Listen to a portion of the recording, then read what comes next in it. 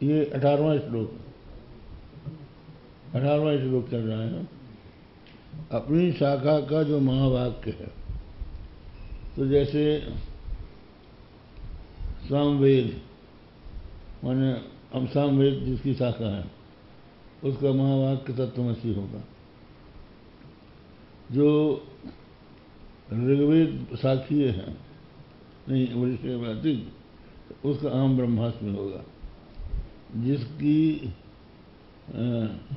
नहीं, ऋग्वेद शाखीय का होगा प्रज्ञानम ब्रह्म, और जिसकी यजुर्वेद शाखा है उसका अहम ब्रह्मास्मि, और जिसकी अथर्ववेद शाखा है उसका अयम आत्मा ब्रह्म।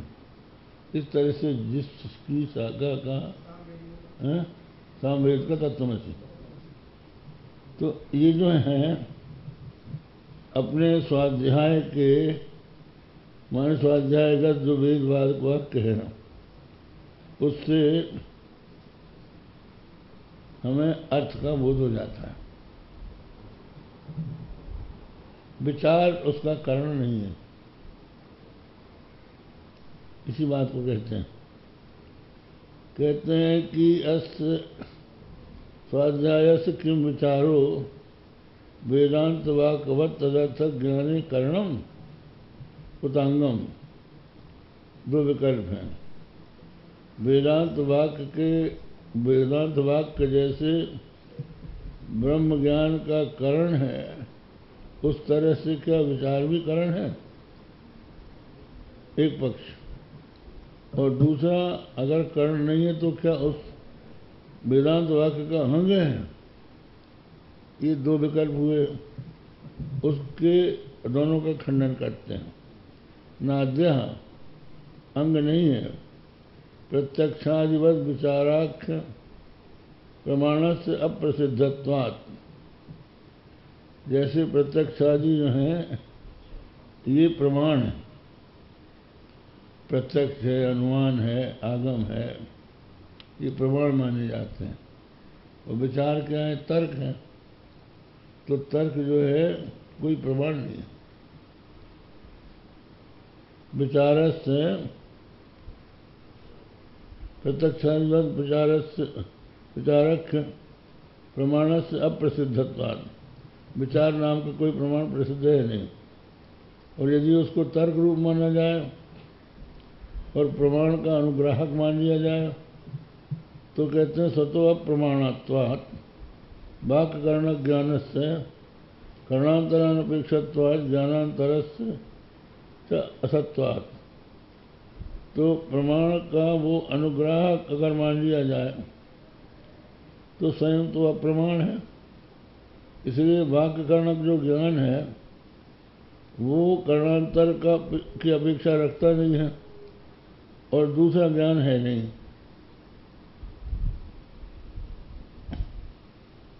इसका मतलब ये निकला कि महावाक्य को अपना अर्थ जनाने के लिए विचार की आवश्यकता है नहीं। तो स्वयं को तो विचार की अपेक्षा हुई नहीं, और कोई दूसरा ज्ञान, दूसरा प्रमाण हो तो उस प्रमाण का उपोद्बलक होकर विचार यदि उसको सहायता दे तो कोई दूसरा प्रमाण वेद वाक्य को छोड़कर ब्रह्म में है नहीं कोई दूसरा। इसलिए विचार को अंगता नहीं बनेगी। ठीक है, अपने मन में बैठाते जाइए आप। तो तस्य प्रमाणानुग्रह हो गया। तो कारणांतर का वो की अपेक्षा वेदांत वाक्य रखता नहीं, और ज्ञानांतर कोई है नहीं। अगर हम अंग माने द्वितीय न प्रोक्षणादिवत आग्नेयादेर वेदस्य विचार स्वरूपोपकार्यंगम तदोदत्त सूत्रादि विनियोजका भावात् स्वाध्याय स्वरूपस्य सतसिद्धत्वेन तत्रानुपयोगाच्च। यहाँ पर ये बतलाया अगर हम अंग मान लें तो जैसे आग्नेयादि याग है, आग्नेय याग होता है, श्रौत याग, उस आग्नेय याग के लिए हमें ब्रूही की आवश्यकता है, होम की सामग्री है वो, तो उसमें प्रोक्षण करना है। तो जैसे प्रोक्षण जो है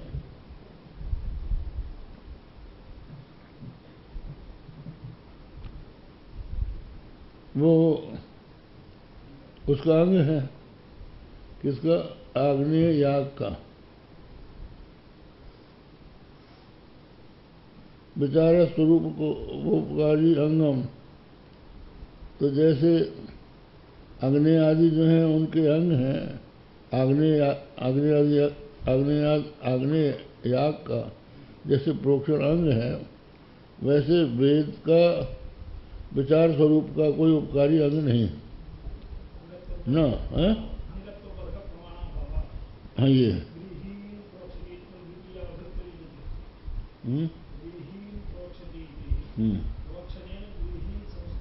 हाँ ये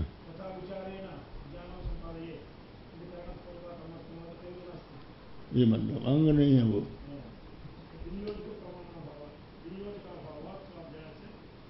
तो कहते हैं वो यहाँ हम पंक्ति से लेके चल रहे हैं, न प्रोक्षणादिवत आग्नेयादेर वेदस्य विचार स्वरूपोपकारी अंगम। जैसे आग्नेय आदि का प्रोक्षणादि अंग है, वैसे विचार जो है वेद वाक्य का स्वरूपोपकारी अंग नहीं हो सकता। न तद्वदत् श्रुत्यादि विनियोजका भावात् स्वाध्याय स्वरूपस्य स्वतः सिद्धत्वेन तत्तानुपयोगाच्च।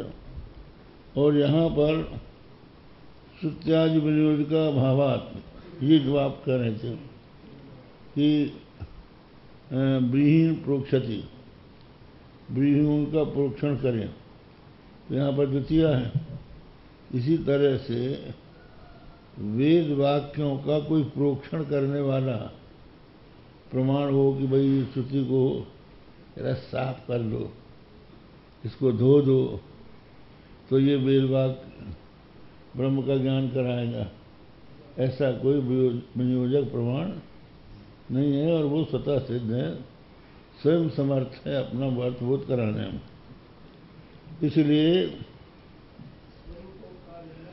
स्वरूपोपकारी अंग वो नहीं है। और ये जो याग है उसका प्रोक्षण, प्रोक्षण स्वरूपोपकारी अंग है। तो ये हो गया श्रुत्यादि विनियोजक भावात, विनियोजका भावात। एक बात तो नहीं बनी कि स्वरूपोपकारी अंग ये विचार बन नहीं सकता।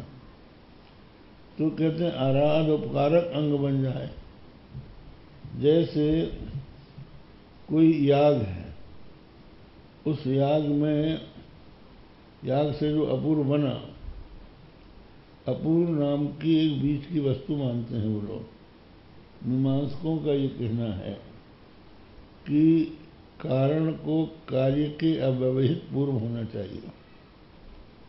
तो यागा स्वर्गम, याग से स्वर्ग की प्राप्ति होती है। तो याग तो हम अभी करेंगे और जैसे ही पूर्णाहुति होगी याग समाप्त हो जाएगा। तो उसके बाद तत्काल तो स्वर्ग मिलता नहीं है, स्वर्ग तो मरने के बाद मिलेगा। तो वो ये कहते हैं कि याग से एक अपूर्व बनता है।